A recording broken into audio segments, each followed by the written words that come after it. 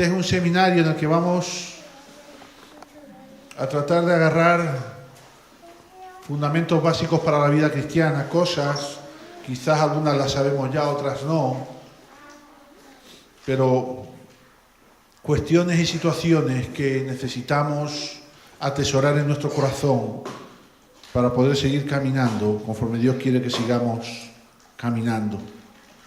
La mayoría del texto bíblico que vamos a utilizar en este seminario, que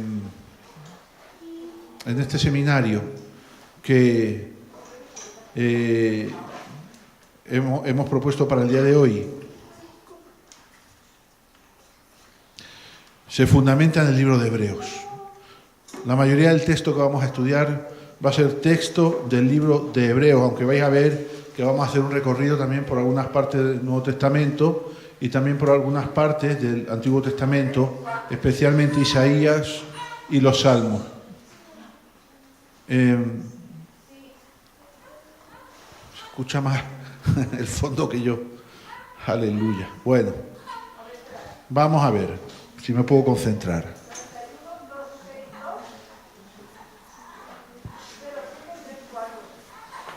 Aleluya. Gloria a Dios. Bendito Señor. ¿Quién es? Pavarotti, ¿dónde está? Aleluya. Bendito Dios. Venga, vamos a centrarnos, ¿de acuerdo? Mira, vamos a aprovechar para saludar si alguien nos estuviera viendo por internet, porque nos ha parecido oportuno emitir este seminario en directo. Habrá mucha gente quizás de repente que pueda aprovechar este tiempo para aprender algo de la palabra de Dios. ¿Por qué este primer seminario va a tener un fundamento casi exclusivo en el libro de Hebreos? Por una razón o por varias razones. Una, por ejemplo, es que el Evangelio de Mateo es un evangelio que escribió Mateo para los judíos que no conocían a Cristo, y entonces era para evangelizar a los judíos para atraerlos a Cristo, ¿de acuerdo? Sin embargo, el libro de Hebreos es una carta, de la cual hablaremos ahora porque no hay certeza de quién es su autor, ahora hablaremos de ello. Es una carta que un judío convertido a Cristo le está escribiendo a otros judíos convertidos a Cristo, pero que están tambaleándose en su fe, porque están entendiendo, están pasando por dificultades, por persecuciones, y entonces están teniendo la tentación de volver a lo que eran antes, a ser única y exclusivamente judíos y renunciar a la fe en Cristo. ¿Y por qué me parece que estos son los dos referentes que la Iglesia del siglo XXI tenemos que tener y tenemos que aprender y profundizar en ellos? Porque tú y yo tenemos una misión dada por Jesucristo para este tiempo, que es poder llevar el Evangelio de Cristo, primero, a los que no creen en Cristo, y segundo, a los que creen en Cristo, pero bajo formas de religión, tradiciones y costumbres que los alejan de Dios. ¿Qué te estoy queriendo decir con esto? Que hay mucha gente que necesita de Cristo hoy, pero que están atrapados o bien en su ateísmo, o bien en su agnosticismo, o bien en su indiferencia, o están atrapados bajo las religiones establecidas. Por ejemplo, para un católico de este tiempo, un católico que sea verdaderamente comprometido con Dios, que sea un católico practicante, va a ser muy difícil que tú le alcances con el Evangelio y le hagas comprender que bajo su forma de religión no tiene ninguna posibilidad de salvación, que el único que salva es Cristo. Pero desgraciadamente o lastimosamente ese católico está atrapado, por lo menos en España, en algunos lugares del mundo, está atrapado por 500 años de presión de la Iglesia Católica, que hace muy difícil que nadie pueda renunciar a eso. No sé si me he explicado. Entonces la carta a los hebreos es eso, y el Evangelio de Mateo es eso. El Evangelio de Mateo es decirle a los judíos: dejen ustedes de ser judíos para ser cristianos. Y a ver, tú como un judío le haces que renuncie a 3.000 años de historia, a 3.000 años de costumbre, a 3.000 años de tradiciones, para que sean ahora cristianos. Ese es el Evangelio de Mateo. Y la carta a los hebreos es a los judíos convertidos a Cristo, pero que están pasando tantas dificultades y tantas adversidades que su fe está decayendo, decirles: mira, agárrate de la fe, porque en Cristo está toda la salvación. Amén. Hemos dicho que el libro de los Hebreos no sabemos quién es el autor. No hay certeza quién es el autor. Hay quien dice que lo escribió Pablo, otros dicen que lo escribió Bernabé, otros dicen que lo escribió Apolos y luego mencionan a otros por ahí, ¿no? Yo voy a decir mi parecer en particular. Mi parecer en particular es que este libro fue escrito por Pablo, por varias razones. Primero, porque el lenguaje que se utiliza es un lenguaje extremadamente judío. Y entonces me cuadra más que este lenguaje sea utilizado por Pablo, que era un judío, educado a los pies de Gamaliel y educado en toda la ciencia religiosa de ese tiempo, que por ejemplo Bernabé, que era un chipriota que estaba muy lejos del epicentro del judaísmo, que era Jerusalén, o Apolos, que era un hombre que venía de una trascendencia griega. Y desde luego otros autores no te puedo comentar, pero yo creo que es un libro escrito por Pablo, una carta escrita por Pablo. En segundo lugar, el escritor, por eso yo creo que es Pablo, el escritor utiliza un lenguaje sumamente religioso y lo utiliza figurativamente para hacerle llegar la salvación de Cristo a los judíos, o para hacerles comprender a los judíos quién es Jesucristo. También el contexto es muy propicio en el tiempo en que fue escrito, porque fue el tiempo donde Pablo, habiendo sido llamado a predicar a los gentiles, tampoco él olvidó en su corazón quién eran sus hermanos judíos. Y como hombre que fue evangelista y que llevó a Cristo a los gentiles, a todo el mundo conocido de ese tiempo, él tampoco olvidaba a aquellos que siendo judíos se habían convertido a Cristo. Él maneja un lenguaje, el escritor de esta carta a los hebreos maneja un lenguaje que es perfectamente asumible en las maneras y en las formas como el apóstol Pablo predicaba a los inconversos, a los que no conocían a Cristo. Fíjate que en un momento determinado el apóstol Pablo, él dice, yo al hebreo le predico como a hebreo, al judío le predico como judío, a cada cual le predico en el idioma como lo puede entender. Y cuando tú te das cuenta de esta carta a los hebreos, te vas a dar cuenta cómo aquí se utiliza un lenguaje que los judíos pueden entender. Se utilizan figuras religiosas, se recurre mucho a la palabra del Antiguo Testamento. No olvides que el apóstol Pablo, él estudió a los pies de Gamaliel, él fue considerado en aquel tiempo como una eminencia religiosa. El apóstol Pablo fue el número uno de ese tiempo en el mundo del judaísmo y por eso fue tan impactante que se convirtiera a Cristo. Él manejaba muy bien, él conocía perfectamente la ley, la Torá, se la sabía de memoria, las costumbres, los ritos, todo, absolutamente él todo lo sabía. Pero él se encontró con Cristo en el camino a Damasco y se le cayó todo. El Señor lo tuvo durante varios años ahí en el desierto, destruyendo todo lo que la religión había levantado en su mente para levantar toda la idea del reino de Dios que luego predicó. Amén. Pero este es un parecer mío, yo no lo puedo afirmar, yo no lo sé, yo creo que esta carta también fue escrita por el apóstol Pablo. Es un escrito dirigido a los hebreos y que tiene un propósito: mostrar la gloria trascendente de la era cristiana en comparación con la del Antiguo Testamento. Lo que la carta a los hebreos viene a decir en definitiva es: mirad, el tiempo del Antiguo Testamento fue un tiempo glorioso, Dios estuvo con el pueblo durante todo ese tiempo, desde la creación hasta todo ese tiempo, pero ahora llega un nuevo tiempo donde vamos a subir de dimensión, vamos a subir de nivel. Ahora lo iremos viendo. Se hace ver a los judíos que el nuevo pacto es mejor o superior al antiguo pacto, y tú te vas a dar cuenta cuando leas esta carta de los hebreos cómo se utilizan siempre ese tipo de expresiones. Esto es mejor, esto es más grande, esto es superior. El libro de los hebreos, por hacer un repaso así más bien de cómo está organizado, tiene 13 capítulos y os quiero leer los títulos de cada pasaje ordenadamente como vienen, porque ya simplemente leyendo los títulos y prestando un poco atención a los títulos, tú te vas a dar cuenta de cuál es la intención del libro. Mira, comienza diciendo, capítulo 1, Dios ha hablado por su Hijo, el Hijo superior a los ángeles, una salvación tan grande, el autor de la salvación. Jesús es superior, ¿veis? ¿Os dais cuenta? Jesús es superior a Moisés, el reposo del pueblo de Dios, el reposo del pueblo de Dios. Jesús, el gran sumo sacerdote. Advertencia contra la apostasía. El sacerdocio de Melquisedec. el mediador de un nuevo pacto. Mira cómo aquí se le presenta a los judíos ya con este título, ya se les está diciendo, antes había un pacto, pero ahora hay otro.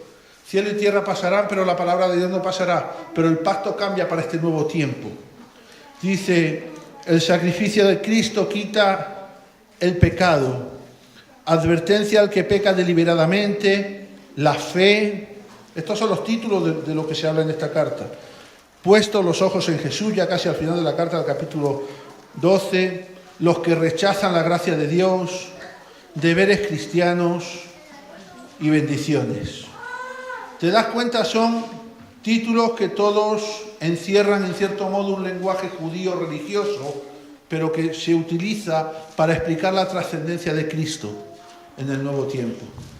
Fíjate que el libro de Hebreos es un ejemplo de cómo tenemos que llevar a Cristo a aquellos que viven anclados en tradiciones, en religiones. El libro de Hebreos nos enseña cómo evangelizarlos utilizando su propio lenguaje y de manera progresiva. O sea, nosotros a veces cometemos el error de coger un inconverso y querer meterlo en el microondas evangelístico. Lo queremos meter 2 minutos, darle al botón, darle a los 2 minutos y que suene la campanita y cuando abramos la puerta le tengamos un cristiano nuevo. Eso no puede ser. La gente está tan anclada en situaciones, en problemas, en creencias y en tantas situaciones que no van a ser receptivos, van a ser un muro para recibir el mensaje del Evangelio. Entonces, número 1, la carta a los Hebreos nos enseña que hay que utilizar el lenguaje que la gente entiende. Si tú llegas a alguien y le dices, mira, ven a hablarte de la gracia inconmensurable y del reino de Dios y su justicia, la gente va a decir, ¿qué? ¿Cómo? ¿De qué me estás hablando? Alguien que no está en nuestro mundo, para ti y para mí es un lenguaje muy habitual, muy sencillo, un lenguaje que recibimos, pero para el que está en el mundo y no sabe nada y sobre todo tiene una cierta aversión a todo lo que es religión, no va a entender absolutamente nada y eso le va a generar más aversión todavía. Entonces tenemos que tratar de aprovechar, esto es como el judo. Yo nunca he practicado judo, pero los que lo practican me han contado que es una forma de lucha donde se aprovecha la fuerza del otro para vencerlo, algo así, ¿no? O sea, cuando el otro te va a atacar, tú lo coges y con su propia inercia lo haces así y lo tiras, ¿no? Pues de repente, muchas veces nosotros, para ganar a alguien, tenemos que aprovechar la inercia de su propia vida, la inercia de su propio lenguaje. Si tú vas a convertir a alguien que le encanta el fútbol, pues va a ser muy bueno que tú manejes algo de ese lenguaje. Si tú vas a convertir a alguien que le gusta la pintura, va a ser muy bueno que tú comiences por la pintura y termines por Cristo, y no que comiences por Cristo. Así que tiene que ser usando el propio lenguaje de la gente y de manera progresiva, poco a poco, porque son pocos los casos donde alguien se convierte de golpe. Yo no sé si usted se convirtió de golpe. A mí me costó un rato largo convertirme, porque tuve que luchar con costumbres familiares, con una familia de universitarios ateos, mis hermanos mayores que eran mis ídolos, y yo tuve que romper con todo eso porque yo sentí la presencia de Dios, pero tener un encuentro con Cristo no te garantiza que tú al día siguiente sigues siendo cristiano. Tú al día siguiente y más, al minuto siguiente de dejar la iglesia o de dejar el evento donde te convertiste o de dejar la conversación donde alguien te habló y tú te convertiste y sentiste a Dios en tu corazón, al minuto siguiente tú te vas a enfrentar con tu vida y vas a volver a enfrentar las situaciones y tus pensamientos y tus opiniones y todo, y va a ser complicado. O sea que tener un encuentro con Cristo no siempre es garantía que desde ese mismo instante tú ya vas a ser cristiano para siempre. Vas a tener que comenzar o vas a tener que permitirle al Espíritu Santo que comience a demoler, a destruir todo lo que se había levantado hasta ese momento en ti para que el reino de Dios venga a tu vida. Este libro de Hebreos también nos enseña a evangelizar a aquellos que están en el ateísmo o que están en la ignorancia de las cosas de Dios, o que están en el agnosticismo, en la indiferencia, o aquellos que están anclados en tradiciones y religiones, pero a hacerlo desde la tolerancia y sin agresiones. Usted va a ver que el lenguaje que se utiliza en la carta a los Hebreos no es un lenguaje, primero, tolerante, y en segundo lugar, es un lenguaje que no agrede. A veces yo he visto a gente tratar de evangelizar a alguien y cuando ve que no es receptivo o que no recibe, o que presenta oposición, o simple o llanamente que no entiende, se cabrean. ¿No lo pasa a usted nunca? Se cabrean, se enojan. ¡Ay, ¿por qué no crees? ¿Pero por qué no crees? Pero no te das cuenta. ¿Cómo que no crees? ¿Por qué no crees? Y claro, eso es una forma de agresión, es una forma de intolerancia, ¿no? Por eso Cristo gana, dice la palabra, atráelos con cuerdas de amor. Atráelos con cuerdas de amor, ¿no? Es un error ser hostiles y beligerantes. Mire, discutir por doctrinas y dogmas religiosas con alguien que es de otra religión no va a conseguir que ese alguien llegue a creer lo que usted cree. No lo va a conseguir, en ningún caso. Es un error ser hostiles y beligerantes mientras nos guardamos de contaminarnos con lo de ellos. Tenemos que encontrar el equilibrio. Usted a veces va a hablar con testigos de Jehová, va a hablar con mormones, va a hablar con católicos, va a hablar con ateos, que ellos lo que van a querer, ¿qué? Llevarlos al terreno de ellos, ¿no? Llevarlos al terreno de ellos. ¿Qué nos dice Jesús? No te hagas de ellos, que ellos se hagan de los tuyos. Entonces tú tienes que mantener un equilibrio, que es no ser beligerante ni hostil con esa persona, pero también guardarte de que al final ellos te arrastren a ti. Porque nosotros ya hemos comprendido que ninguna religión nos salva. Caer ahora en prácticas religiosas sería un paso atrás que nos llevaría absolutamente a la muerte. Fíjate, si tú vas leyendo poco a poco del capítulo 1, el libro de Hebreos, tú te vas a dar cuenta que el autor va con pies de plomo, que va despacio, sin querer ofender, cuidando mucho el lenguaje que utiliza.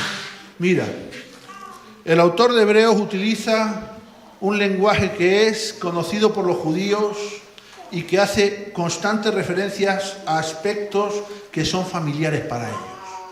Porque lo que él quiere es acercarse a ellos, entrar en su terreno, ganarse ese espacio de confianza. Por ejemplo, en el capítulo 1, capítulo 2, se utiliza mucho la expresión profeta y se hace alusión a los profetas y se menciona palabras dichas por los profetas. Se menciona, por ejemplo, a Isaías, luego lo veremos. También se habla de una palabra que a mí me gusta mucho, que es la palabra sustancia, que es una palabra muy del Antiguo Testamento. También se habla de gloria, de la gloria de Dios, que es una palabra muy propia del Antiguo Testamento. Se habla de purificación, que hace mucha referencia a todos los rituales que en el Antiguo Testamento se venían estableciendo para purificar, ¿no? Se habla en esos términos de lenguaje. Fíjate que, por ejemplo, también se utiliza la palabra majestad con M mayúscula en referencia a Dios, ¿no? O sea que el autor de la carta a los hebreos lo que él está haciendo es utilizar un lenguaje muy próximo a los judíos a los cuales va dirigida esta carta. Utiliza también un lenguaje que poco a poco avanza en el lenguaje y en los conceptos del Evangelio. Tú vas a ver que él va utilizando ese lenguaje para entrar en su terreno, pero poco a poco va a ir incorporando términos y expresiones del Nuevo Testamento, incluso del propio Jesús. ¿Por qué? Porque lo que quiere finalmente es llevarle Jesús a la vida de esas personas. Entonces entran poco a poco, sin ser hostiles, sin ser beligerantes, sin ser intolerantes, en su terreno, y lo va trayendo al terreno de Cristo.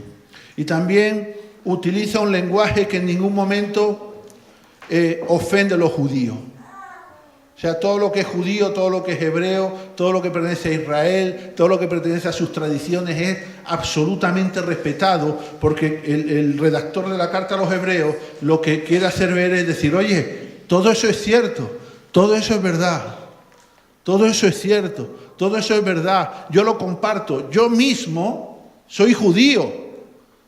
Yo mismo que te estoy escribiendo esta carta, soy judío, te estoy hablando en tu propio lenguaje porque yo soy judío. Fíjate que ya comenzando por el título del capítulo 1 dice, Dios ha hablado por su Hijo. No se menciona el nombre de Jesús, no se menciona el nombre de Cristo, porque Jesucristo, que es el nombre de nuestro Señor, en griego significa el Mesías, el ungido que ha sido enviado por Dios.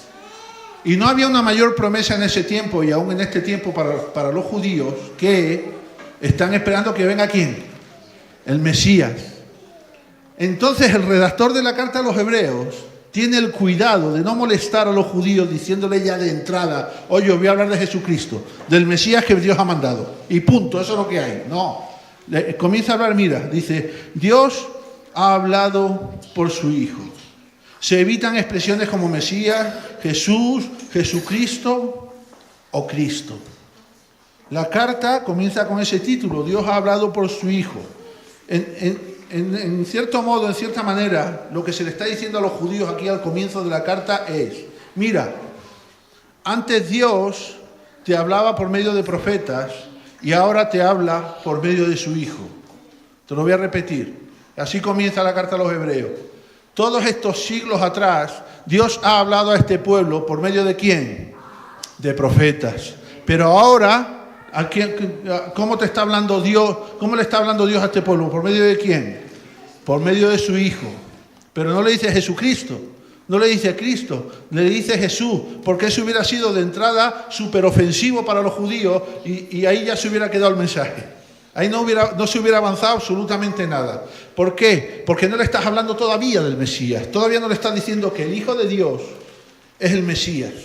¿Por qué? Porque está haciéndole ver en este primer concepto así un poco abstracto, le está haciendo ver a los judíos que de repente Dios tiene un Hijo al cual ha enviado a hablar al mundo, pero no está diciendo que es el Mesías todavía. Y eso para una mente judía todavía es comprensible. De hecho, en este tiempo, en el siglo XXI, hay religiones que se llaman cristianas que hacen ese planteamiento. Que dicen, no, es que Jesucristo no es Dios. Jesucristo es el Hijo de Dios, pero no es Dios. Por eso nosotros solo adoramos y alabamos a Jehová, dicen esas religiones. Y por eso se llaman los testigos de Jehová y se han quedado con la exclusiva. Y cuando uno menciona a Jehová, ellos lo relacionan con Jehová, con los testigos de Jehová. Pues me parece que se han apropiado del nombre de Dios, ¿no? Hay religiones en este tiempo que dicen eso. Dios solo es Jehová. Jesucristo no es Dios. Jesucristo era su Hijo. Y con esta idea, el redactor de la carta a los hebreos lo que está haciendo es precisamente eso. Presentarles a los hebreos a Jesús, en primer lugar, como el Hijo de Dios. Y luego ya te iré diciendo algo más. Luego ya, tranquilo que yo ya te iré diciendo, ¿no? Se reconoce la autoridad de lo que Dios habló por medio de los profetas, pero dice el redactor de los hebreos, dice, ahora alegraos porque con la misma autoridad ha hablado su Hijo. Antes hablaban profetas, pero ahora ha hablado su Hijo. Y ahí nos quedamos. Entonces eso despierta el interés del hebreo al comenzar a leer la carta. Y dice, vamos a ver, es verdad, los profetas llevan hablando por generaciones, desde Adán hasta este tiempo de la carta, lleva hablando hasta que vino Jesús, lleva hablando por profetas y ahora nos ha hablado su Hijo. Está bien, eso lo puedo aceptar, porque es su Hijo. Todavía no me han dicho que el Hijo es Dios, todavía no me han dicho que el Hijo es Mesías, lo puedo aceptar. ¿Por qué estamos aprendiendo estas cosas? Porque tú tienes que aprender de estas herramientas para cuando hables con tu vecina Pepi y le presentes el Evangelio. Y cuando hables con tu compañero de trabajo, o en la universidad, o en el instituto, donde tú le quieras hablar de Cristo a la gente, que aprendamos con esta inteligencia, esta sabiduría, este discernimiento, cómo presentar las cosas de Dios a la gente, para que la gente de entrada no se nos aparte y no coja aversión. Se habla de Cristo como Hijo de Dios.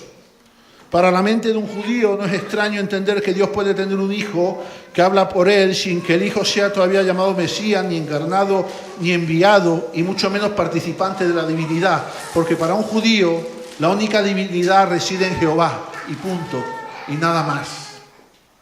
Mira, hasta el versículo 9 del capítulo 1, no se hace una ligera mención del hijo como el ungido.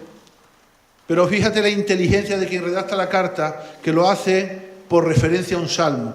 O sea, en el versículo 9 dice, has amado la justicia y aborrecido la maldad, por lo cual te ungió Dios, el Dios tuyo, con óleo de alegría más que a tus compañeros. Y esto viene en el Salmo 45, versículos 6 y 7. O sea, en el versículo 9, al principio hablamos de Dios y ahora le estamos diciendo a los judíos, ojo, pero escuchamos, espera un momento, que el Hijo del que te estoy hablando es el ungido de Dios. Pero escucha, que yo no te lo digo yo porque yo lo diga, mira, en el Antiguo Testamento, en el Salmo 45 ahí lo dice. Entonces le muestra el Salmo 45. Con lo cual ahora ya el judío entiende dos cosas. Que la voz de Dios en ese tiempo y en este tiempo es la voz de Jesús, es la voz del Hijo de Dios. Y que ese Hijo es especialmente ungido. Porque dice, ha sido ungido con óleo de alegría más que a tus compañeros. Ahora fíjate cómo se les presenta a Jesús a los judíos. Vamos a ver estos 9 primeros versículos del capítulo 1. Número 1. Antes oísteis de Dios por los profetas, pero ahora es el Hijo de Dios quien habla de Dios. Antes oísteis de Dios por los profetas, pero ahora oís de Dios por boca de su propio Hijo. Número 2. Antes eran hombres comunes escogidos por Dios para hablar de Él. Ahora es su propio Hijo. Dios escogía hombres comunes y los levantaba como profetas. Pero ahora es su Hijo el que os habla de Él. Por eso siempre se utiliza la expresión mejor o superior. ¿Veis? En cada uno de estos pasos vemos que Dios ahora habla mejor. Habla desde otro poder, desde otra dimensión, a través de su propio Hijo. Número 3. Los profetas como hombres comunes hablaban de Dios, pero no reflejaban nada de Él. Los profetas eran hombres comunes que hablaban de Dios, pero no reflejaban nada de Dios. Eran hombres comunes como tú y como yo. Incluso eran hombres pecadores a veces. Y eran hombres que se enfadaban y que se enojaban y que cometían pecado a veces. Porque vivían en la imperfección de un cuerpo humano, del ser humano pecador, porque todos hemos pecado y todos hemos sido destituidos de la gloria de Dios, incluidos los profetas del Antiguo Testamento, todos. Así que los profetas hablaban de Dios, pero no reflejaban a Dios. Ahora fíjate, dice, ahora su Hijo no solo habla de Dios, sino que refleja su gloria y es su propia imagen. En el versículo 3 y 4 dice, el cual siendo el resplandor de su gloria, está hablando del Hijo, dice, el cual siendo el resplandor de su gloria. Eso no se puede decir de ningún profeta. De ningún profeta se puede decir, Isaías era el resplandor de la gloria de Dios. Fíjate, Isaías es un profeta poderosísimo levantado, y cuando tuvo un encuentro con Dios, él tuvo que pedir perdón, decir, Señor, perdóname, soy un hombre pecador, hablo muy mal. Y dice que el Señor le puso un carboncillo ardiente en los labios y purificó su vocabulario. Era un hombre pecador Isaías. Isaías no era un profeta tremendo, pero era un hombre, no reflejaba la gloria de Dios, el resplandor de Dios. Pero Jesús sí lo reflejaba porque era su Hijo. Dice, ahora su Hijo no solo habla de Dios, sino que refleja su gloria y es su propia imagen. Número 4. La voz de los profetas hablaban de Dios y advertían de los designios de Dios. Advertían de lo que Dios iba a hacer, porque para eso eran profetas. Ahora, fíjate, la voz del Hijo no advierte, lo que hace es que sustenta todas las cosas. La voz de Cristo es la voz de Dios que creó el mundo con su voz. La voz de Cristo, la voz del Hijo de Dios, no es la voz de los profetas, porque sustenta todas las cosas. Número 5. La voz de los profetas no consagraban nada. Tú escuchabas a un profeta, pero nada quedaba consagrado. Incluso ni siquiera pertenecía a la función de los profetas en ese tiempo consagrar nada. Eran los sacerdotes los que tenían la obligación, la función atribuida de los ritos y de las ceremonias de purificación y del perdón en el altar y los sacrificios y el encender incienso y todas esas cosas. Eso ni siquiera lo hacían los profetas, lo hacían los sacerdotes. Ahora, fíjate, la diferencia es que el Hijo efectúa la purificación de los pecados por sí mismo. Ningún profeta pudo morir por tus pecados, ningún sacerdote puede morir por tus pecados, ningún pastor puede morir por tus pecados, nadie puede morir por tus pecados, solo Jesús, solo Jesucristo. Su propia muerte es la excelencia de la purificación de tu vida, de la transformación de tu vida y de que tu vida sea como Dios quiere que sea. El Hijo efectúa la purificación de los pecados por sí mismo sin que haya más necesidad de sacrificio, ni otros derramamientos de sangre, nada más que el efectuado por Jesús en la cruz. Mira, el versículo 3 habla de purificación, y date cuenta que esto va a ser muy recurrente en este estudio, de lo progresivo que es el lenguaje para acercar a los judíos a Cristo. Todavía no habla de salvación. Hasta este momento todavía no se ha hablado de salvación. Todavía no se ha hablado que el Hijo de Dios haya venido a traer salvación. ¿Tú has escuchado algo de esto? No, hasta aquí no. Capítulo 1. No, hasta el capítulo 2 no se habla de salvación. Está hablando de purificación. Porque eso es algo que el judío entiende, la purificación. El judío peca, va y se purifica. La mujer da a luz, tiene que apartarse un tiempo y luego tiene que ir a purificarse. La mujer tiene la menstruación, tiene que apartarse y cuando acaba tiene que ir a purificarse. El leproso adquiere la lepra, lo mandan a un lugar y si se sana, ¿qué tiene que hacer? Ir al sacerdote y purificarse. No estamos hablando de salvación todavía. El redactor de la carta a los hebreos le está hablando a los judíos y todavía no le ha mencionado la palabra salvación, porque un judío todavía no podía comprender aquí que necesitara salvación ninguna. ¿Usted no se acuerda de ese pasaje? Cuando Jesús sana a 10 leprosos y vuelve uno, ¿y qué le dice? Vete al sacerdote, dale la ofrenda para purificación. ¿Qué estaba haciendo Jesús? Cumpliendo la ley. Pero él antes había hecho el milagro de la sanidad y de la salvación y de la transformación de ese hombre que después de ser sanado, ¿qué hizo? Vino a Cristo. El milagro de su sanidad le hizo venir a Cristo. Los otros 9 se perdieron y los 9 eran judíos, el que vino no era judío. ¿Qué te parece? Los 9 sanados no volvieron, eran judíos. Pero el que vino a Cristo era el único de los 10 que no era judío. Y vino a Cristo. Aleluya. ¿Y te acuerdas de aquel pasaje? También está en capítulo 8 de Juan, donde dice que está Jesús con un grupo de judíos que le estaban siguiendo. Y estos judíos que le dijeron: no, nosotros no hemos sido esclavos nunca. Nosotros somos hijos de Abraham. Así que nosotros ya somos salvos. Nosotros no necesitamos salvación ninguna. Nosotros, ya con Abraham, siendo de Abraham, ya lo tenemos todo.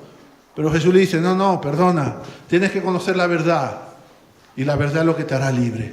Es lo que te traerá salvación. Porque para un judío no cabía el concepto de la salvación. El judío vivía por la ley, cumplía la ley, pertenecía a la familia de Abraham. Estaban esperando al Mesías, pero si el Mesías no llegaba y morían, ¿a dónde iban? Al seno de Abraham. Ya estaban salvos. Simplemente por el hecho de pertenecer a la familia de Abraham y por el hecho de haber cumplido las legalidades mosaicas de ese tiempo.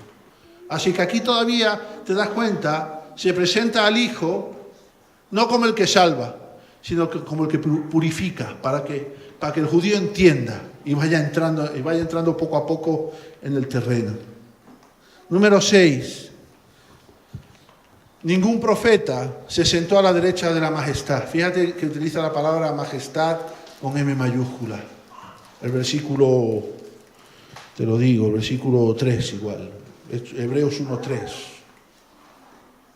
¿Usted sabe de algún profeta que se sentara a la derecha del Padre cuando murió? El Hijo, cumplida la misión, se sienta a la diestra del Padre.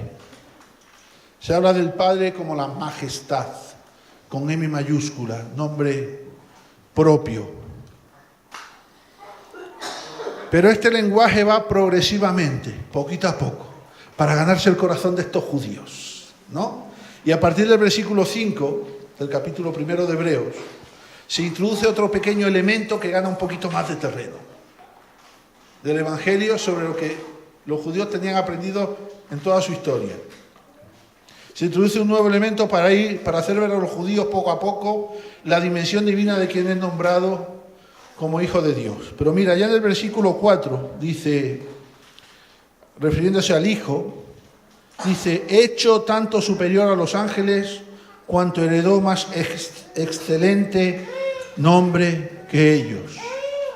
Usted sabe que el mejor ser humano de la historia es inferior al peor ángel del cielo. Pero aquí la palabra está diciendo que el Hijo fue hecho tanto superior a los ángeles. ¿Por qué? Porque heredó más excelente nombre que los ángeles. Se le mete aquí esta pildorita. Todavía no se dice Jesús, todavía no se dice que es Cristo. Y se dice, mira, este del que estamos hablando, este del que te estoy contando, este es un poquito mejor que los ángeles. Eso para un judío era incomprensible, pero se la tira ahí un poquito así. Se la tira y se la deja ahí, para ir preparando el terreno. Fíjate que eso no se dice a lo largo de la Biblia, ni de ningún hombre, ni de ningún profeta se dice que sea superior a los ángeles. De ninguno. Ningún profeta, ningún hombre en la historia es mejor que un ángel. Mira, vamos a Mateo 11:11, rápidamente. Mateo 11:11, a ver qué dice ahí. Yo creo que ahí dice algo. Mateo 11:11.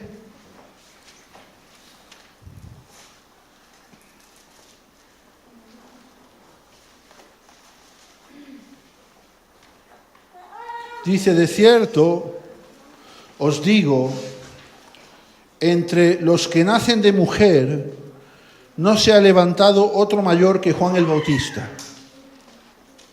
Fíjate, están diciendo que de los nacidos, de todos los seres humanos nacidos en la historia de la humanidad, el más grande, Juan el Bautista. El más grande. Dice, entre los que nacen de mujer no se ha levantado otro mayor que Juan el Bautista. ¿Pero qué dice a continuación? Dice, pero el más pequeño en el reino de los cielos, mayor es que él. O sea que no hay ningún ser humano que sea mayor que un ángel. Pero Cristo, versículo 4 del capítulo 1 de Hebreos, por cuanto ha recibido un nombre más excelente, es superior a los ángeles. Y lo dejamos ahí, y se lo deja ahí tirado, y ahora se comienza a desarrollar el asunto. El Hijo, en su condición humana, fue hecho poco menos que los ángeles. Mira, Hebreos 2.7, pasa la página. Hebreos 2.7 dice, le hiciste un poco menor que los ángeles. Está hablando de Cristo, pero en su aspecto humano. Pero en su condición divina, celestial, como ungido, como hijo de Dios que viene a la tierra a cumplir una misión, es superior y excelente a los ángeles. Fíjate, dice, el siguiente pasaje dice, a partir del versículo 5, dice, el Hijo superior a los ángeles. ¿Lo has visto ahí? ¿O tienen título vuestras Biblias de los pasajes o no? Es que hay Biblias que no tienen título. Vale. Entonces, siendo los ángeles seres celestiales, ¿no? ¿Por qué no viven los ángeles? ¿No? No son comparables a Jesucristo, que es superior a ellos.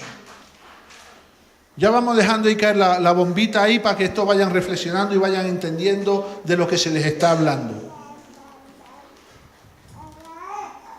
Marcos capítulo 1, versículos 12 y 13. Marcos capítulo 1, versículos 12 y 13. Marcos capítulo 1, versículos 12 y 13 dice, ¿lo tenemos? Marcos capítulo 1, versículos 12 y 13. Amén.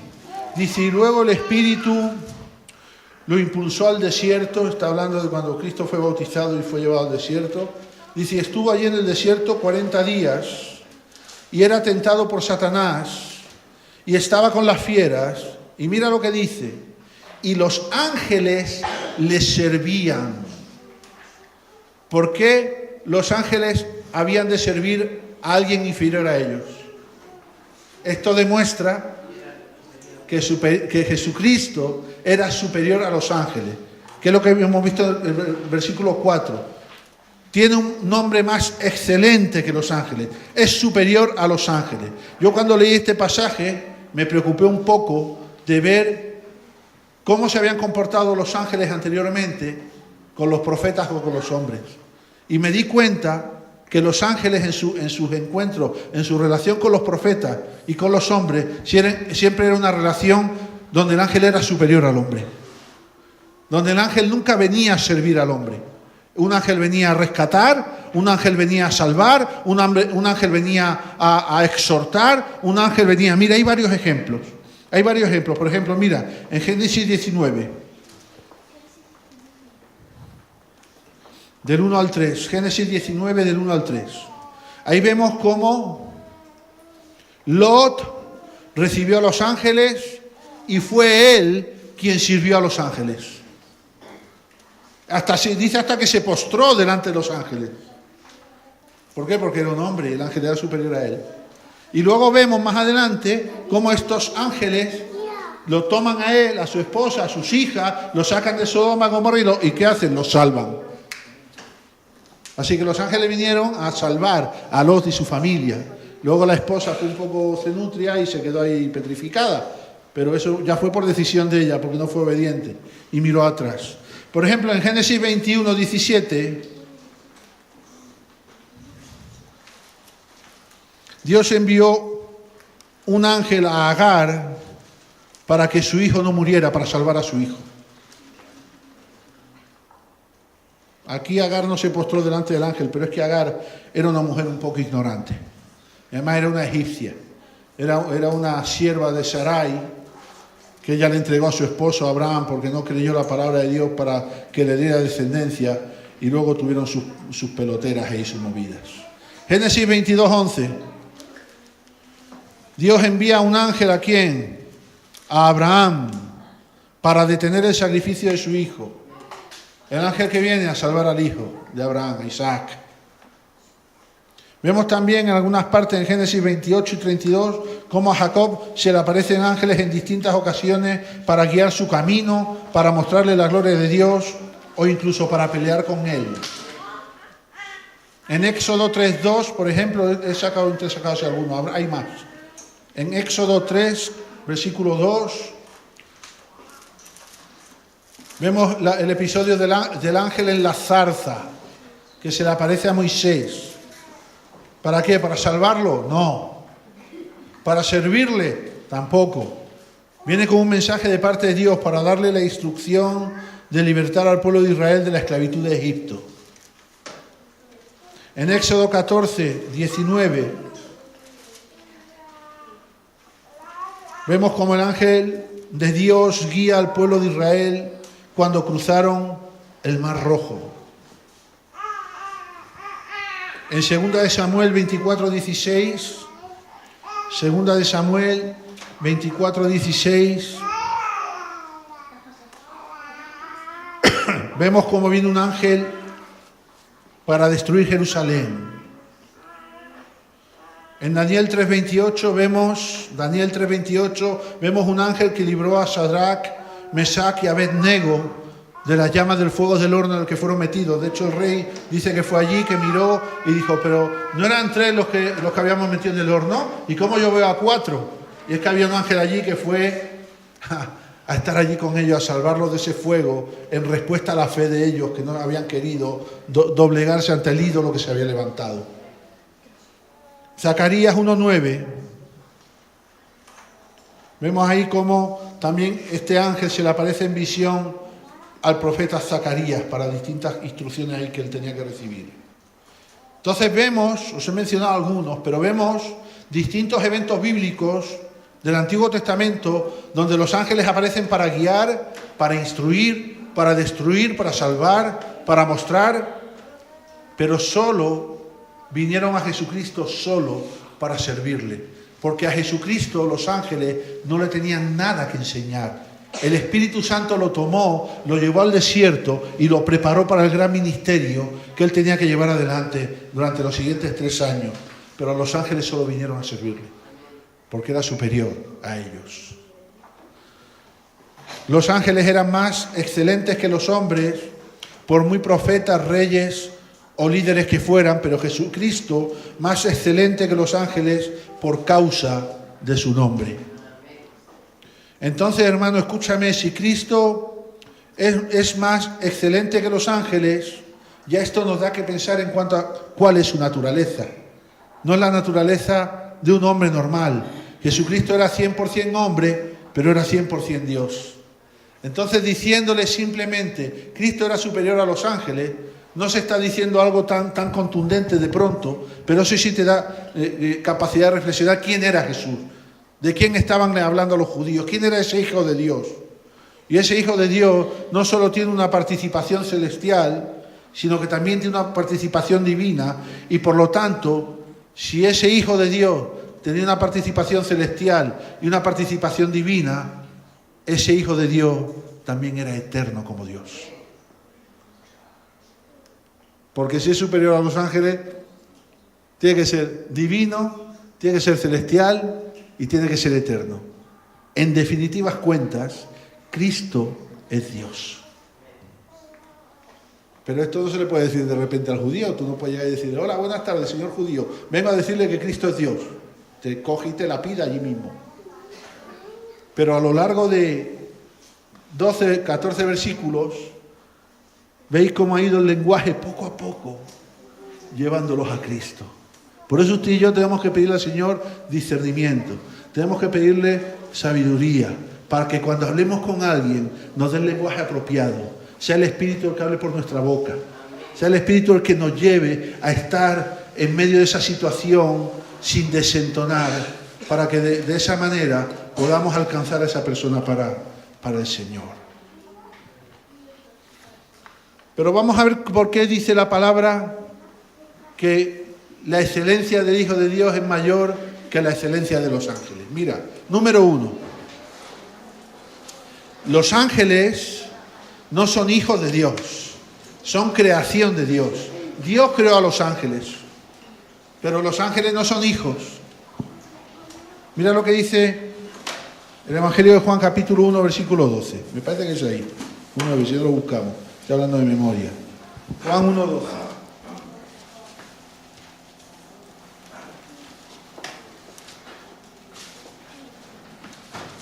Dice Juan 1:12, hablando de Jesús, dice: mas a todos los que le recibieron, a los que creen en su nombre, les dio potestad de ser hechos hijos de Dios. ¿Esta palabra a quién va dirigida? ¿A los hombres o a los ángeles?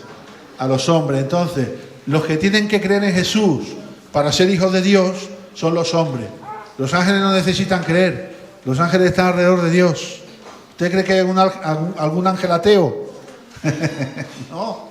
Entonces, los ángeles no son hijos de Dios, son creación de Dios.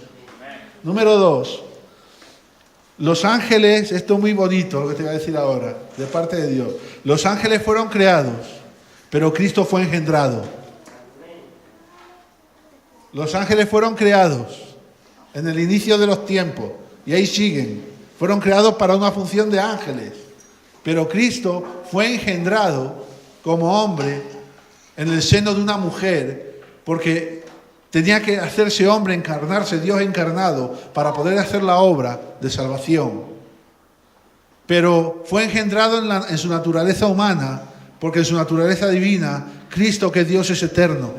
No ha sido engendrado nunca. Cristo ha estado desde el principio, está y estará por toda la eternidad, porque es eterno como Dios, como el Espíritu Santo.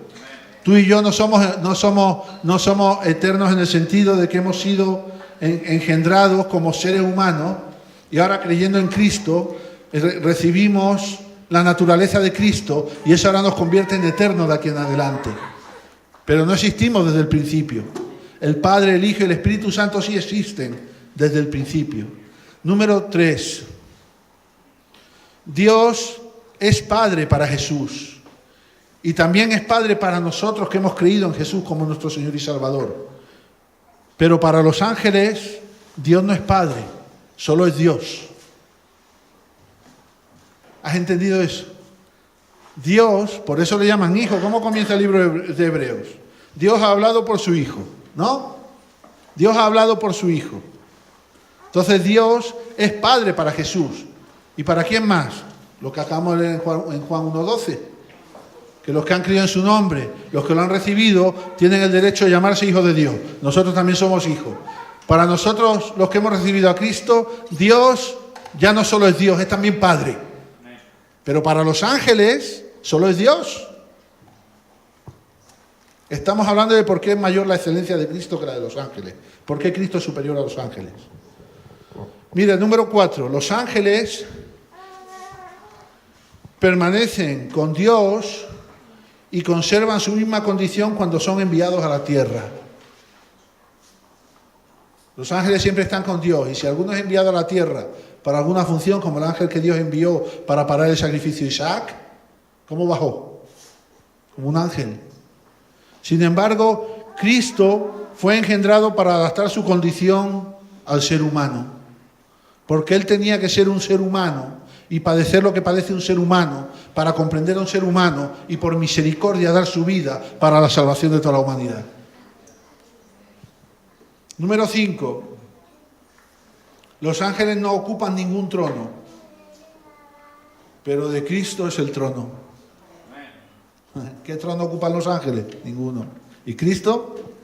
¿Dónde está el Señor ahora? Dice la palabra, está a la derecha del Padre, sentado con el Padre en el trono. Claro, si usted piensa que el trono es una silla, dice, ¿cómo caben ahí los dos? ¿No? El trono en términos bíblicos es una especie de sofá, de tresillo, para que quepan los tres.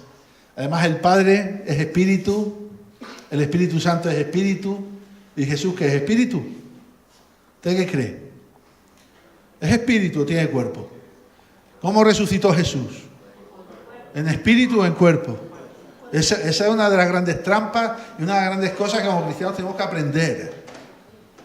Porque si pensamos que Cristo resucitó en espíritu, estamos hablando de una resurrección fallida. Cristo resucitó en cuerpo, con un cuerpo perfecto, y fue levantado en ese cuerpo perfecto, y está en el cielo con ese cuerpo perfecto. Porque usted va a escuchar a muchos cristianos cuando hablan de la resurrección, como en este tiempo de la modernidad y de las tecnologías y de la ciencia, nadie puede entender que un cuerpo resucite, pues ¿qué hacemos todos? Que dulcificamos esa versión, esa fe, decimos, no, es que resucitó en espíritu. Y está en el cielo con Dios. Pero resucitó en espíritu porque nos negamos a reconocer o a manifestar o a expresar que resucitó en cuerpo. Ahora, Jesús resucitó en cuerpo porque estuvo en cuerpo después de resucitar con todos sus discípulos. ¿No dice eso la palabra? Dice que estuvo con más de 500 testigos, tuvo 50 días hasta que fue levantado, el día de Pentecostés o un día antes de Pentecostés. Y cuando Tomás le dijeron, oye, que Jesucristo ha resucitado, y dijo, anda, que vayas a la playa, hombre, que va a resucitar. Si eso es imposible.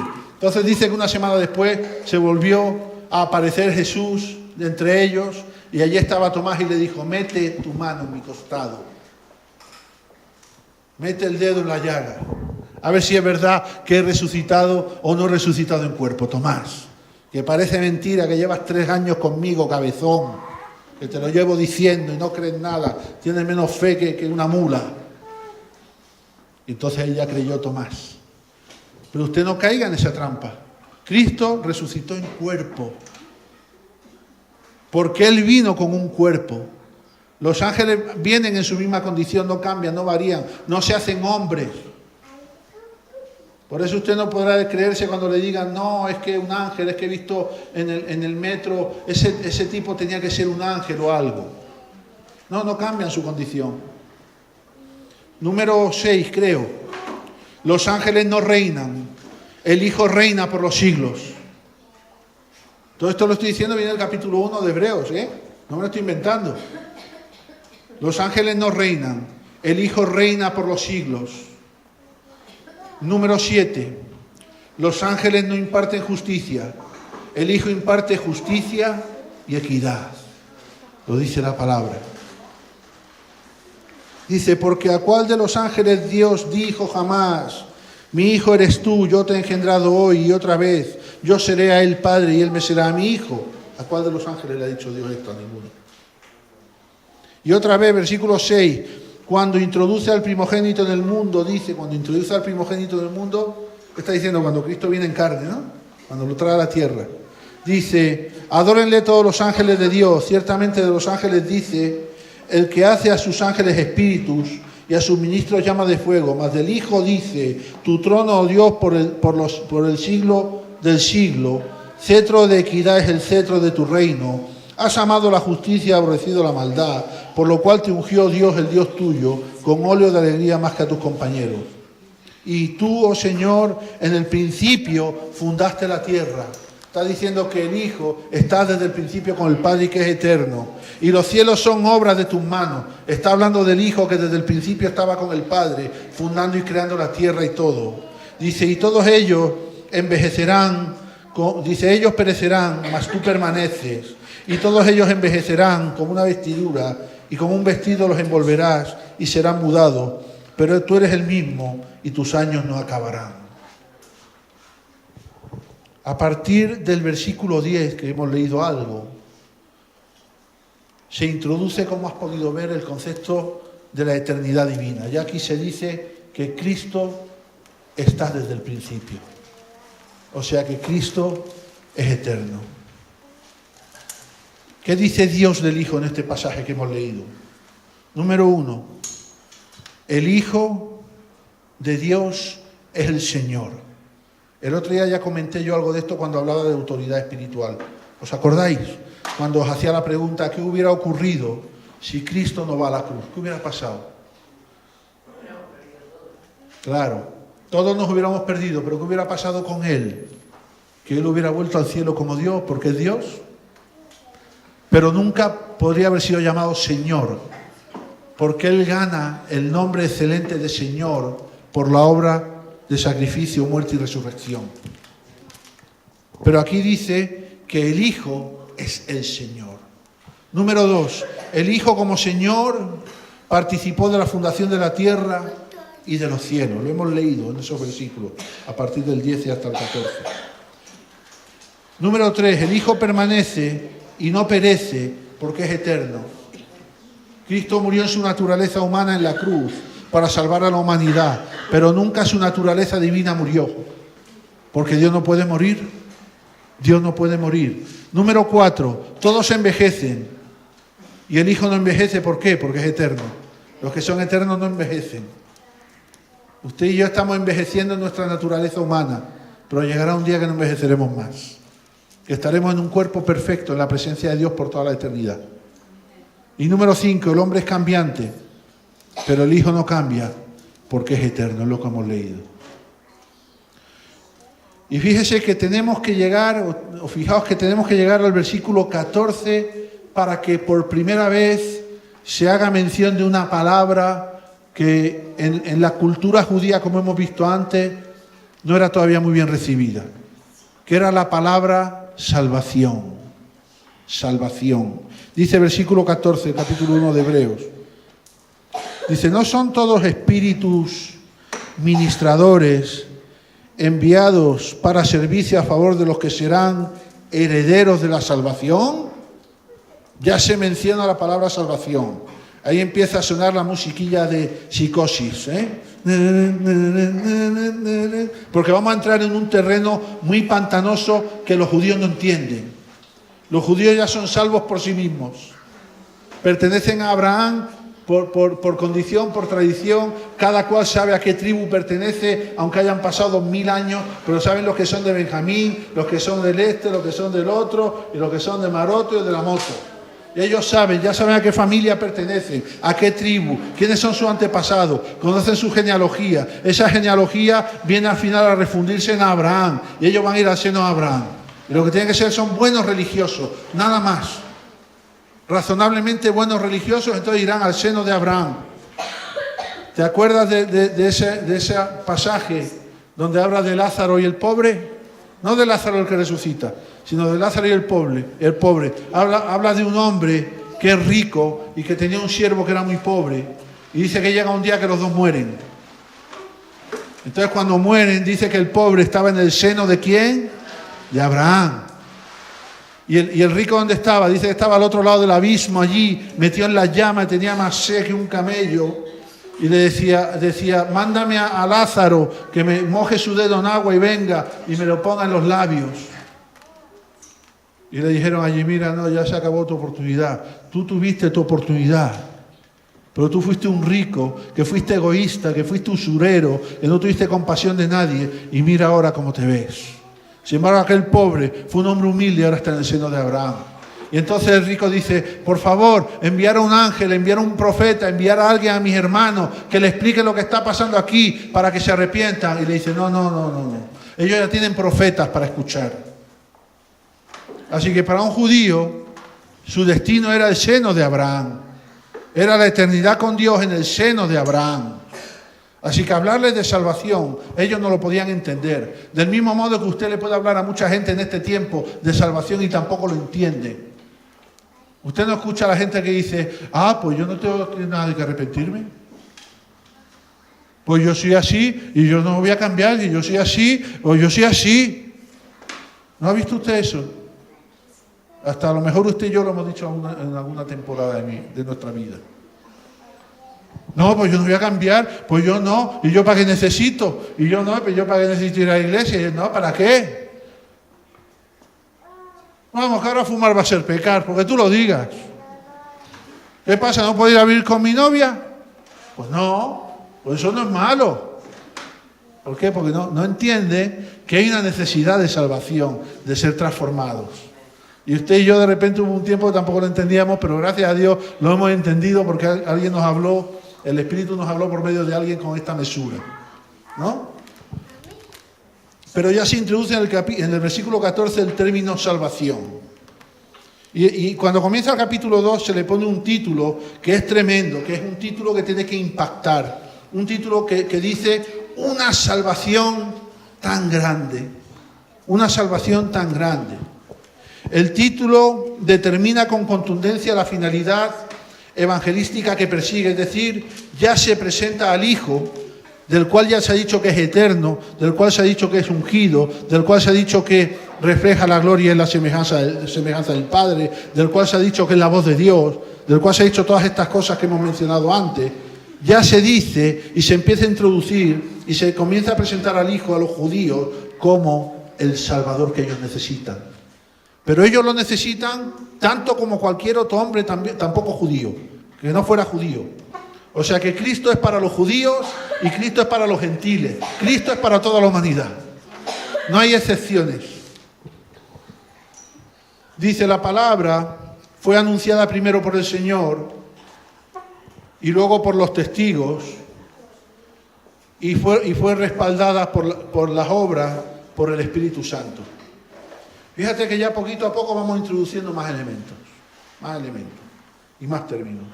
El que fue mencionado como hijo, ahora ya no se dice que es el hijo, ahora se dice que es el Señor. Para que no se asustaran poco a poco. Primero el hijo, ahora se les dice es el Señor. Número 2. Y ya se mencionan expresiones desconocidas en el mundo judío como milagros, señales y prodigios, y también se menciona al Espíritu Santo. Te estoy hablando del capítulo 2 de Hebreos. Ya se comienzan a utilizar términos que nos van a traer al terreno de Jesús. Partiendo del terreno de Abraham, venimos a Cristo. Partiendo del Antiguo Testamento, venimos al Nuevo Testamento. Partiendo del Antiguo Pacto, venimos al Nuevo Pacto. Partiendo del lenguaje judío, venimos al lenguaje del reino de los cielos. Poco a poco. Los elementos de la manifestación sobrenatural se magnifican ahora que Cristo el Señor se ha manifestado y también el Espíritu Santo. Entonces, viéndose en el Nuevo Pacto una nueva y viva dimensión de lo del cielo. Se le está tratando de hacer ver a los judíos que hay algo más allá que vivir una pura religión. Que hay una dimensión mayor, que cada uno puede experimentar. Que uno puede tener personalmente comunión con Dios. Que no todo es cumplir los 10 mandamientos e ir a la sinagoga y cumplir con el diezmo y hacer las ofrendas y hacer los sacrificios y el Yom Kippur y las fiestas de las cabañas y el Pentecostés y todo eso. Que hay algo más que eso. Que hay algo más que venir al culto todos los domingos. Que hay algo más que traer una ofrenda y ponerla aquí. Que es que usted y yo podemos vivir una vida en plenitud de Dios cada día y cada segundo de nuestra vida. Eso es lo que se está enseñando aquí. Oiga, no se conforme usted con religión, con rito. Confórmese solo con la llenura del Espíritu Santo.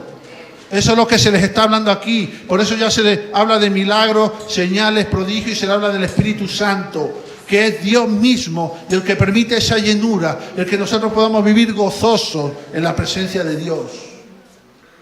Quédese usted con eso.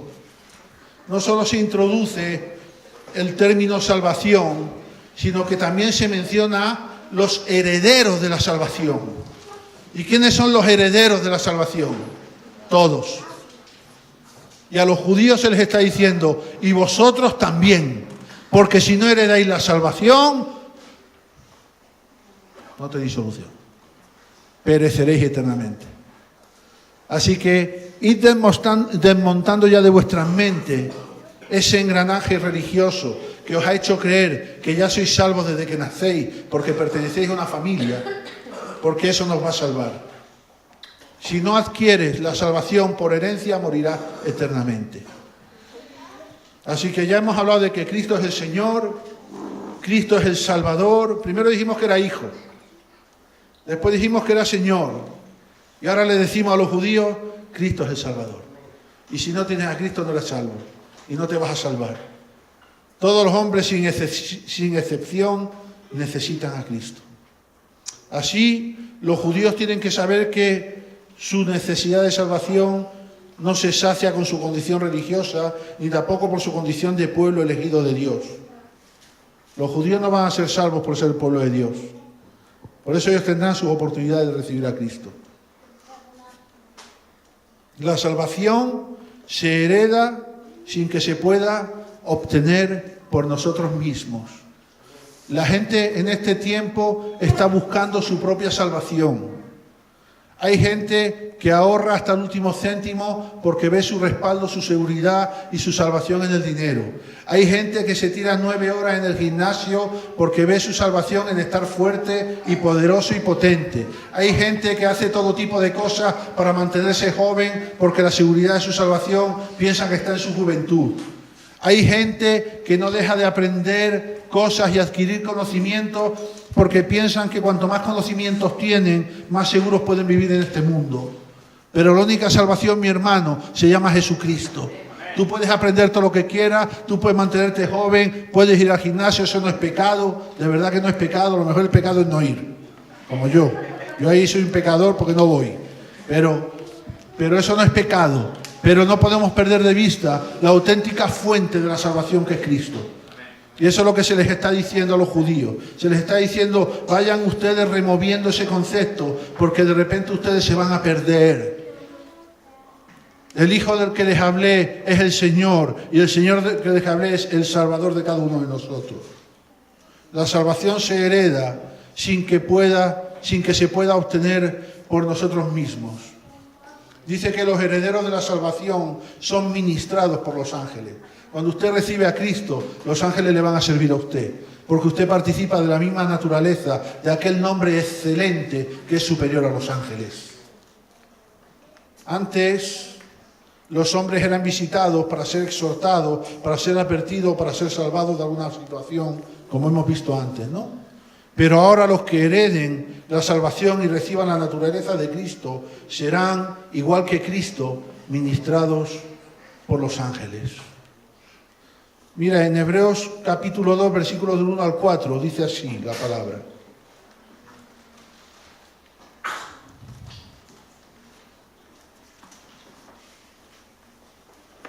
Quedan unas poquitas hojas. Tengo que estar esta tarde. Hebreos 2, versículos del 1 al 4, que se titula Una salvación tan grande, dice, por tanto, es necesario que con más diligencia atendamos a las cosas que hemos oído, no sea que nos deslicemos. Porque si la palabra dicha por medio de los ángeles fue firme, y toda transgresión y desobediencia recibió justa retribución, ¿cómo escaparemos nosotros si descuidamos una salvación tan grande, la cual, habiendo sido anunciada primeramente por el Señor, nos fue confirmada por los que oyeron, testificando Dios juntamente con ellos, con señales y prodigios y diversos milagros y repartimiento del Espíritu Santo según su voluntad. Ya estamos hablando de la verdadera dimensión del Hijo de Dios y de lo que vino a hacer a la tierra. Aquí ya no se esconde nada.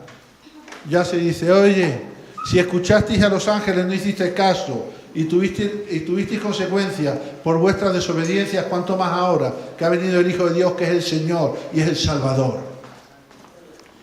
Por lo tanto, aquí extraemos alguna conclusión de esto que acabamos de leer.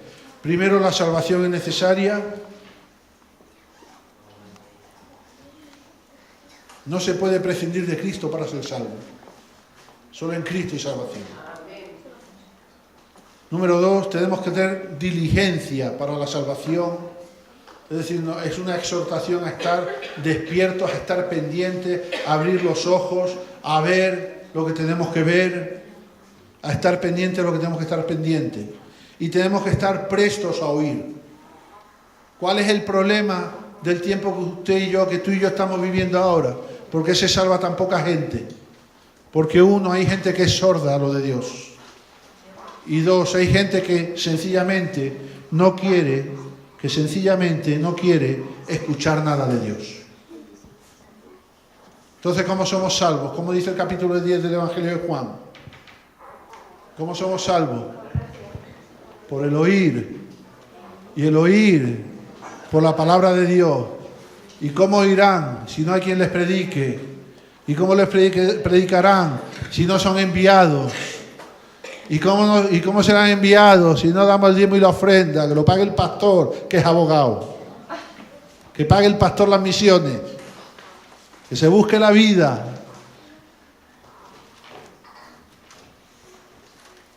El oír es la clave de la salvación de muchos. Pero vivimos un tiempo donde los oídos están engrosados de tanta cosa del mundo. Tan llenos, tan taponados de tantas cosas del mundo, que nadie oye lo de Dios y entonces no pueden ser salvos. Por eso dice el versículo, dice, por tanto es necesario que con más diligencia atendamos a las cosas que hemos oído, no sea que nos deslicemos. Ellos fueron salvos por lo que oyeron, ahora otros tienen que ser salvos por lo que oigan de nosotros. Porque nosotros hoy, los que estamos aquí, somos salvos porque algún día escuchamos a alguien que nos predicó. Pero ese alguien escuchó a otro alguien, y ese alguien escuchó a otro alguien, y así por generaciones y siglos, hasta que llegamos al punto de que hubo algunos que escucharon en persona a Jesús. Y desde entonces hasta hoy. Esa es la cadena, el oído. Por eso usted y yo tenemos que hacer grandes esfuerzos. Primero por saber que la salvación es necesaria en Cristo, que no hay otro camino. Que Él es el camino, la verdad y la vida, no hay otra manera de salvación. Segundo, tenemos que ser diligentes para evitar, porque le voy a decir algo, hasta en la propia iglesia a veces se engrosan los oídos y no escuchamos. Y no queremos recibir lo que escuchamos. Y no queremos sujetarnos a lo que escuchamos y no queremos obedecer lo que escuchamos. Porque engrosamos nuestros oídos aún con cosas del mundo que nos hacen rebeldes y nos hacen entrar en rebelión. Así que porque estemos entre estas cuatro paredes y este techo, hoy no somos libres. No caigamos en la trampa de pensar que todo está hecho. Hay que mantenerse despierto, escuchando, oyendo, abriendo bien las orejas de pana que Dios nos ha dado para que sepamos cuáles son las cosas de Dios y cuáles no. Y qué es a lo que nos tenemos que sujetar y qué es a lo que no nos tenemos que sujetar.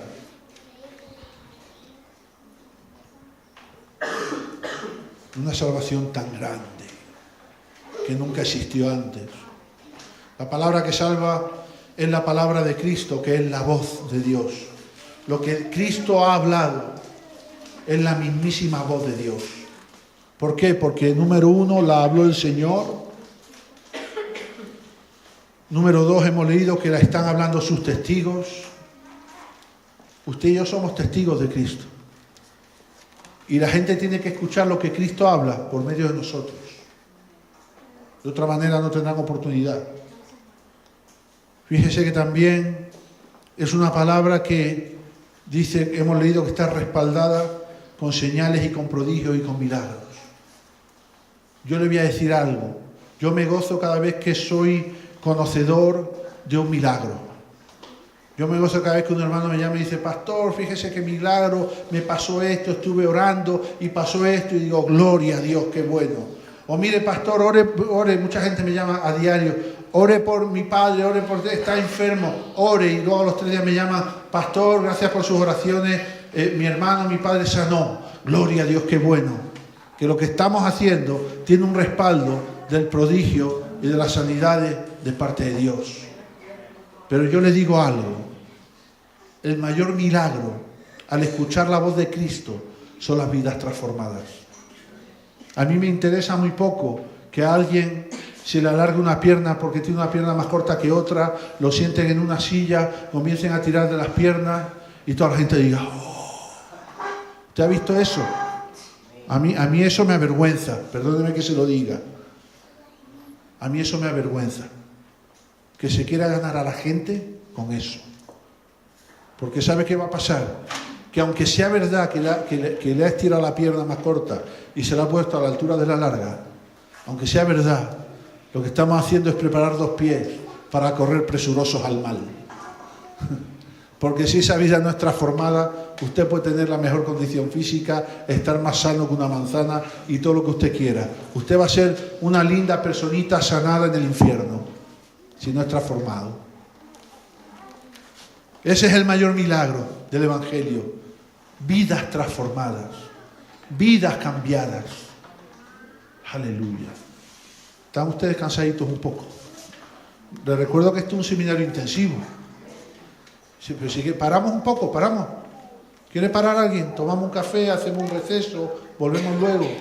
O alargamos hasta la comida ya. Sí, mejor. Vale. Aleluya. Así que la habló el Señor, la están hablando sus testigos, está siendo respaldada con señales y prodigios y el Espíritu Santo lo confirma todo.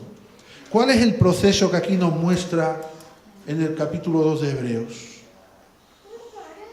Pues en primer lugar, para escuchar la voz de Dios en este tiempo, ¿usted qué tiene que hacer? Usted tiene que leer la palabra, usted tiene que leer la Biblia. Y más concretamente, usted tiene que leer los evangelios para escuchar directamente la voz de Cristo. En segundo lugar, leer los evangelios que son también la voz de los testigos que oyeron a Cristo o que fueron contemporáneos a Cristo. Porque, por ejemplo, usted sabe que hay 4 evangelios, ¿no? Mateo, Marcos, Lucas y Juan. Pero usted sabía que estos 4 evangelistas, 2 estuvieron con Cristo y 2 no. 2 estuvieron con Cristo y 2 no. ¿Quiénes estuvieron con Cristo? Mateo estuvo con Cristo. Juan estuvo con Cristo. ¿Y Lucas? ¿Y el otro quién era? ¿Marcos? Estuvo con Cristo. Fueron de los 12 apóstoles, ¿no?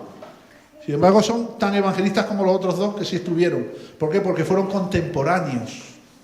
Porque oyeron, por ejemplo, Marcos es el que en la palabra se le llama Juan Marcos, que era el secretario personal del apóstol Pedro. De hecho, el evangelio de Marcos, algunos lo llaman el evangelio de Pedro. Porque Marcos lo único que hizo fue escribir un evangelio de lo que le había escuchado a Pedro predicar. Porque Pedro sí había estado con el Señor. Entonces Marcos, que era muy jovencito, él estuvo con Pedro como de asistente. Y cuando Pedro iba a un lugar y predicaba, él escuchaba y le tomaba nota. Y cuando iba allí le escuchaba, y cuando iba al otro lado le escuchaba. De tal manera que vivió tan dentro de sí el Evangelio, que Pedro, que estuvo con Jesús, predicaba, que él escribió el Evangelio de Marcos. ¿Y Lucas qué era? Lucas fue de los 12 apóstoles, ¿no? Pero él era un médico, era un hombre preparado, un hombre que fue alcanzado por Cristo y que escribió un evangelio después de documentarse mucho. Y verás cómo en el evangelio de Lucas se utilizan muchos símbolos, muchas expresiones de la medicina para explicar lo que es el evangelio, para explicar lo que es el reino de los cielos y para explicar tantas cosas. Así que si usted y yo, o si tú y yo, queremos escuchar en este tiempo la voz de Cristo y la voz de los testigos de Cristo, tenemos que leer su palabra. No tenemos otra manera. Y ahí va a estar el Espíritu Santo ministrándonos mientras leemos la palabra, confirmándonos lo que leemos en la palabra y trayéndonos la parte de atrás de lo que viene en la palabra. Número 3, sométete al Espíritu Santo y experimentarás el prodigio de la transformación. Mira, la lectura de la palabra te llevará a escuchar con tus ojos la voz de Dios. Pero el Espíritu Santo te va a respaldar y es el que va a procurar que tu vida sea transformada. Ese es el verdadero milagro. Tú mismo te vas a dar cuenta del milagro en tu vida. Cuando tú lees la palabra horas y te sujetas al Espíritu de Dios, tú te vas a dar cuenta de que vas a echar la vista atrás y vas a decir, en este aspecto yo antes era de esta forma, ahora ya no. Yo antes me irritaba con más facilidad y ahora me he dado cuenta que soy un poco más paciente. Yo antes levantaba las patas por alto en cuanto me hacía, Y ahora soy un hombre más tranquilo. Hoy, yo antes mentía más, pero me he dado cuenta que me siento mal cuando miento. Voy a mentir menos.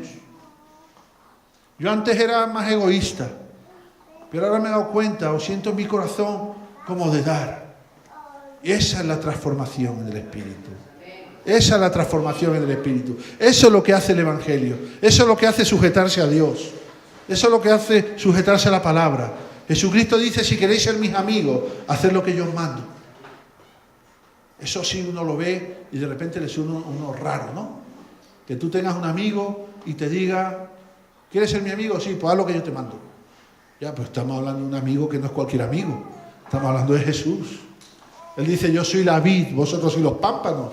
Tú verás, el pámpano si se despega se quema. Yo sigo siendo la vid, sigo siendo la roca. Tú verás quién quiere estar pegado. Estoy aquí por misericordia a ti, para fortalecerte y para transformar tu vida. Aleluya.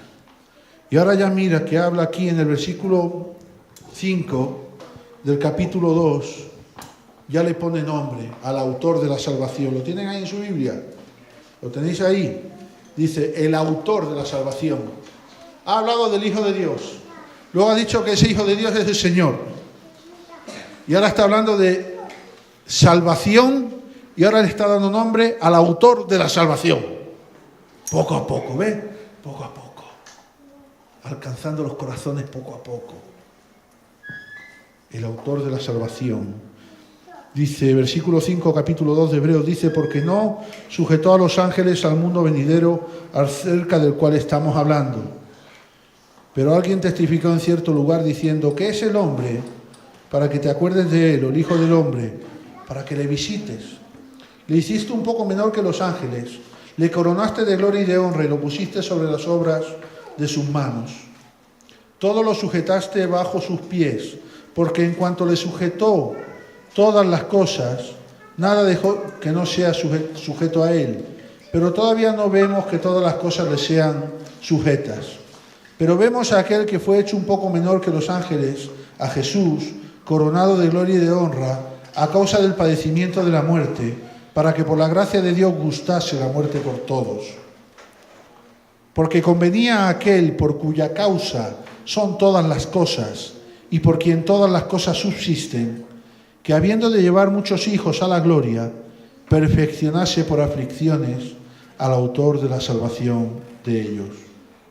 Porque el que santifica y los que son santificados, o sea Jesús, usted y yo, de uno son todos, por lo cual no se avergüenza de llamarlos hermanos, diciendo, anunciaré a mis hermanos tu nombre en medio de la congregación, te alabaré, y otra vez yo confiaré en él, y de nuevo, he aquí, yo y los hijos que Dios me dio. Así que, por cuanto los hijos participaron de carne y sangre, él también participó de lo mismo, para destruir por medio de la muerte al que tenía el imperio de la muerte, esto es, al diablo, y librar a todos los que por el temor de la muerte estaban durante toda la vida sujetos a servidumbre. Porque ciertamente no socorrió a los ángeles, sino que socorrió a la descendencia de Abraham. Por lo cual debía ser, ¿ves? Dice, porque ciertamente no socorrió a los ángeles, sino que socorrió a la descendencia de Abraham. Aquí ya destrona a Abraham como el destinatario de la vida eterna para poner a Cristo. Dice, por lo cual debía ser en todo semejante a sus hermanos, para venir a ser misericordioso y fiel como sacerdote en lo que a Dios se refiere, para expiar los pecados del pueblo. Pues en cuanto él mismo padeció siendo tentado, es poderoso para socorrer a los que son tentados.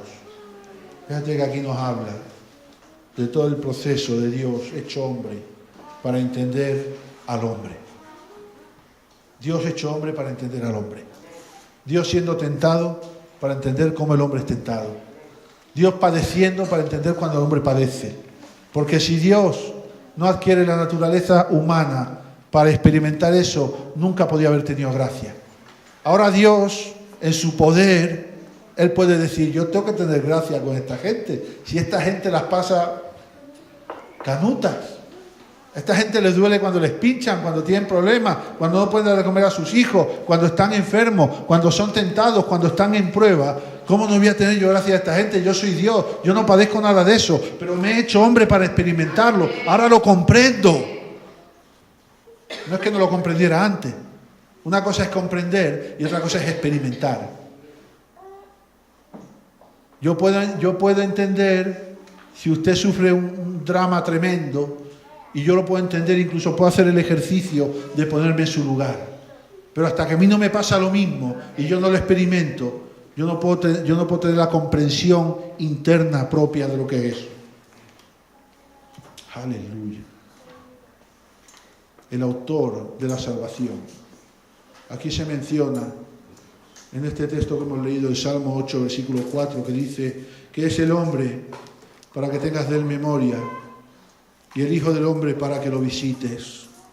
Vemos aquí cómo se resalta el valor del hombre a los ojos de Dios y cómo Dios hace todo lo posible para que el hombre se salve. El salmista dice, ¿qué es el hombre? ¿Qué soy, Señor? Tú mismo y yo lo podemos decir cada mañana. ¿Yo qué soy? Si yo no soy nada.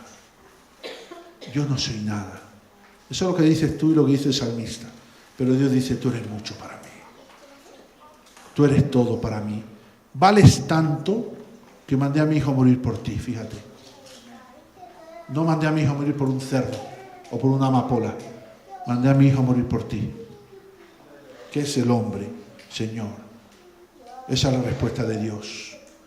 Yo no sé si te pensaste que eres poco, pero para Dios eres todo. Dios ha dado todo por tu salvación, hermano, escúchame. Por eso es tan tremendo, tan lindo que uno pueda entregar su vida a Dios. A un Dios que te ha considerado tan grandemente, que ha hecho todo y que en este tiempo sigue haciendo todo.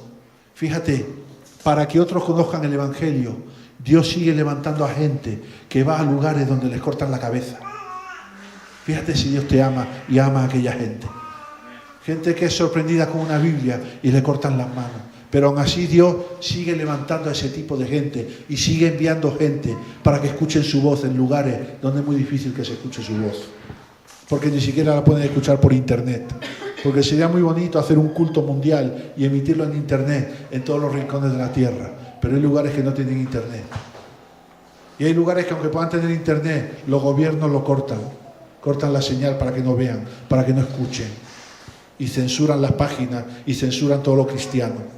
Entonces Dios levanta por amor al hombre hombres que son enviados a lugares donde los cogen y les cortan la cabeza.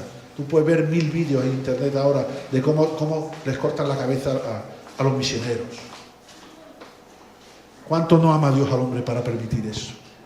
¿Cuánta gloria no le va a dar a esos hombres en la eternidad? Que se levantaron y entendieron para lo que fueron llamados.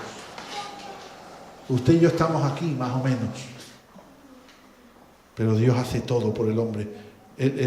Como Dios nos ve, no lo podemos comprender en nuestra naturaleza humana. El amor de Dios no lo podemos comprender. Y como no podemos comprender el amor de Dios, muchas veces le reprochamos a Dios cuando nos pasan cosas malas, porque no comprendemos cuál es su amor. Dios no quiere salvar al hombre porque el hombre esté apegado a una costumbre, a una tradición, a una religión. Usted se imagina que muere y va al cielo. ¿Usted qué cree que cuál va a ser la pregunta? ¿Es usted católico? Pase. ¿Eres testigo de Jehová? ¿Cuántas atalayas vendiste? ¡Ay, qué bueno! Pasa. Está bien. ¿Cuántos árboles quemaste para hacer las atalayas? ¿Cuántos árboles se cortaron para que tú vendieras atalayas? ¿Usted cree eso en un conocimiento de lo que es Dios? ¿Usted cree que eso es posible? ¿Cuál va a ser la cosa? ¿Usted creyó en Cristo? ¿Usted lo recibió en su corazón? Entonces, si eres mi hijo, pasa a la casa. Esa es la pregunta. Dios no salva al hombre por su apego o por su religión. Nada de eso tiene ningún valor ni ninguna importancia en la eternidad. Dios quiere salvar al hombre por el mismo hombre, porque lo ama como creación sublime a su imagen y semejanza. En la palabra solo se habla de la salvación del hombre. No se habla de la salvación del resto de la creación. ¿A usted nunca le han preguntado, oye, Cuando mi perro se muera, lo voy a ver en el cielo. Solo el hombre es objeto de la salvación. Solo el hombre necesita a Cristo para ser salvo. Mi perro no necesita a Cristo para ser salvo. ¿Sabe por qué? Porque mi perro no es un pecador. Porque no tiene conciencia de pecado. Una amapola no tiene conciencia de pecado. Una gallina no tiene conciencia de pecado. No peca. Forman parte del ciclo vital de la creación. Cumple su función, nace, crece, se reproduce y muere y se acabó la historia. Ningún animal, ningún objeto de la creación necesita la salvación, porque nada de la creación peca, solo peca el hombre. Solo el hombre es objeto de salvación, ninguna otra parte de la creación necesita salvación. Mire, se lo resumo de esta manera. Solo necesita, número 1, solo necesita salvación el que peca. ¿Usted peca? Solo necesita salvación el que peca. Número 2, la salvación viene por medio de la muerte de un hombre. Ahora lo cogió Virginia. Número 3, la salvación reside en la santificación y el único que santifica es Jesús.